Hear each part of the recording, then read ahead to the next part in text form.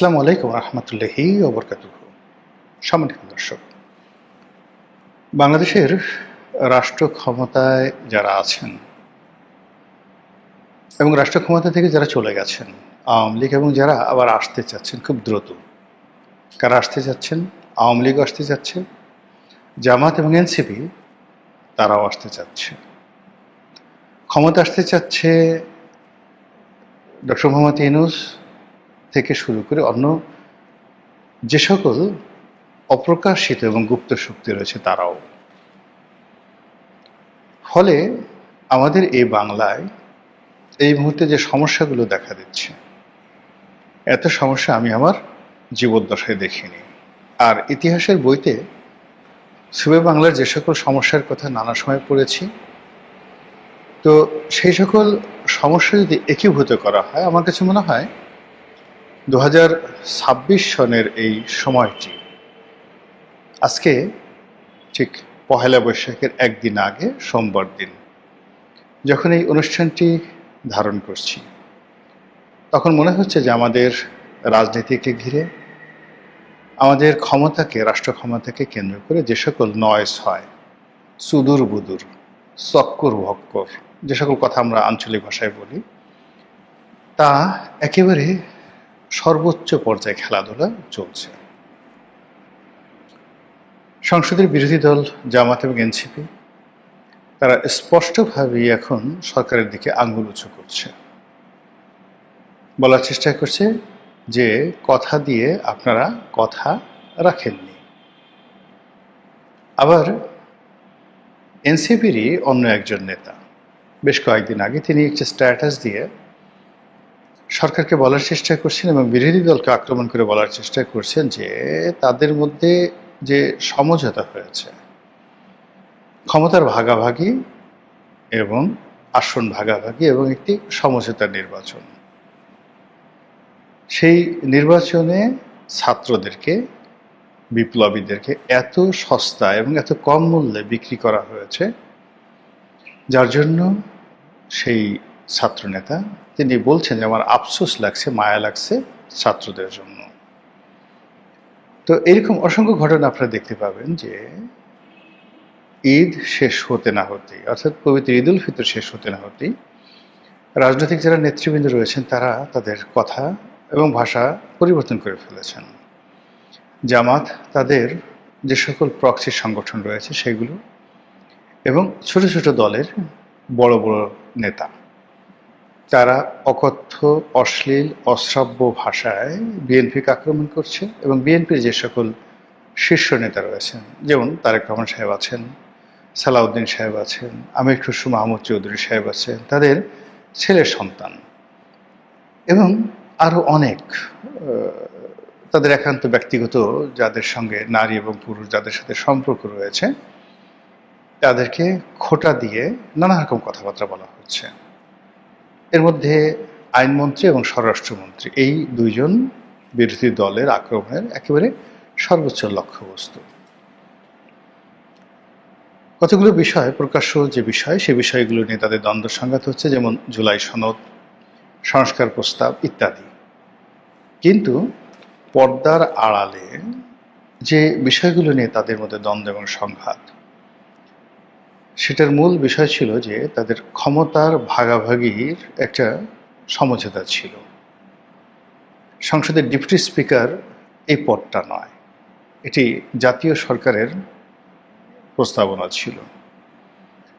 ২ নম্বর হলো যে বিরোধী দল এবং প্রধানমন্ত্রী এই দুইয়ের মধ্যে ক্ষমতার একটা সমন্বয় ছিল, যেটা এখন একছত্রভাবে প্রধানমন্ত্রীর কাছে চলে গেছে। ৩ নম্বর হলো যে ডক্টর মোহাম্মদ ইউনূস তাকে রাষ্ট্রপতি বানানো হবে। রাষ্ট্রপতির ক্ষমতা এখন যেভাবে আছে সেই ক্ষমতা বৃদ্ধি করা হবে এবং প্রধানমন্ত্রী এখন যে ক্ষমতা রয়েছে সেই ক্ষমতা কমানো হবে। এই বিষয়গুলো ক্ষমতায় আসার সঙ্গে সঙ্গে বিএনপি বেমালুম ভুলে গিয়েছে এবং এটা ভুলে যাওয়া স্বাভাবিক।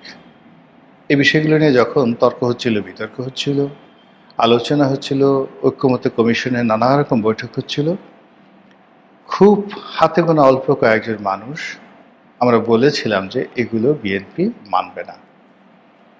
বিএনপি শুধুমাত্র কালক্ষেপণ করার জন্য বা যে কোনো মূল্যে নির্বাচনটি অনুষ্ঠানের জন্য যতটুকু কৌশলী হওয়া দরকার, যতটুকু নেগোশিয়েবল পাওয়ার তাদের থাকা দরকার, ঠিক ততটুকুই তারা প্রদর্শন করেছে এবং তারা তাদের সর্বোচ্চ অভিনয় দক্ষতা দ্বারা প্রতিপক্ষকে রীতিমতো বেকুব বানিয়ে দিয়েছে। তারা নিজেদেরকে সহজ সরল, ইনোসেন্ট, সাধ্য তেঁতুলের বেশি, সদ্য প্রসূত নবজাতক সন্তান, তাদের মধ্যে যে ধরনের একটা পবিত্র ভাব থাকে, ওইরকম বিএনপির অনেক নেতা নিজেদেরকে ওইভাবে উপস্থাপন করেছেন। তারা কোনো অবস্থাতে বিদ্রোহে যাননি, বিপ্লবে যাননি এবং সরকারের সঙ্গে অর্থাৎ ইউনূস সরকারের সঙ্গে কনফ্লিক্ট এবং কন্ট্রাডিকশনে যাননি।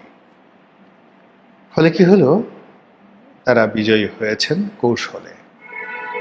আর তাদের কাছে জামাত, এনসিপি এবং ডক্টর মোহাম্মদ ইউনূস সহ যে সকল গুপ্ত শক্তি আছে বাংলাদেশের ভিতরে এবং দেশের বাইরে, যে সকল ডিপ স্টেটের স্টেক হোল্ডার যারা আছেন, তারা সকলে রীতিমতো ধরা খেয়েছেন।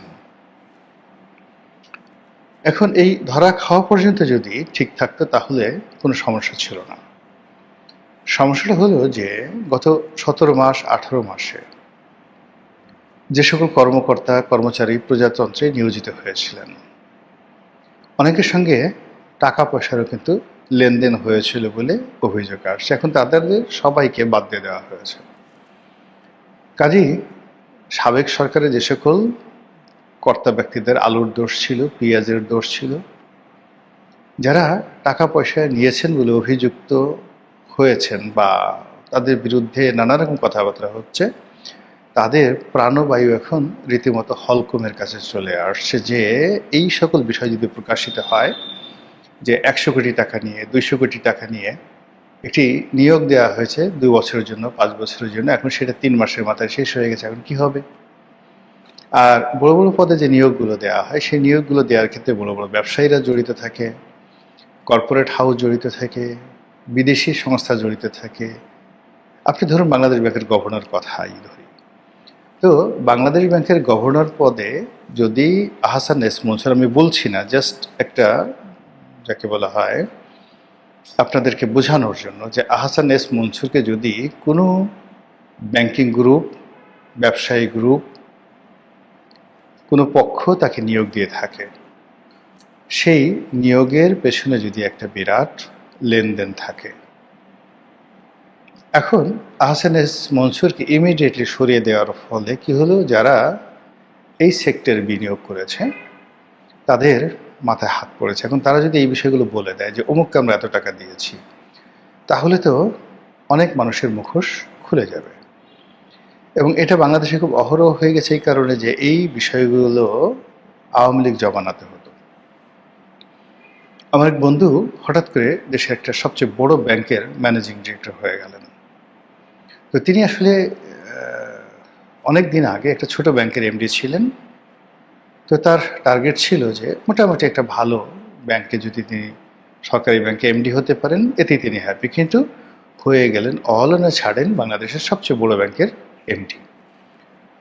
তো আমি আমার সেই বন্ধু, তার আর একজন ঘনিষ্ঠ বন্ধু, তার কাছে জিজ্ঞাসা করলাম ব্যাপারটা কি, কিভাবে হলো। তখন সেই যে এমডি নিয়োগের জন্য ব্যাংকিং সেক্টরে আওয়ামী লীগ জমানাতে যে সিন্ডিকেটটা ছিল, এবং সেই সিন্ডিকেট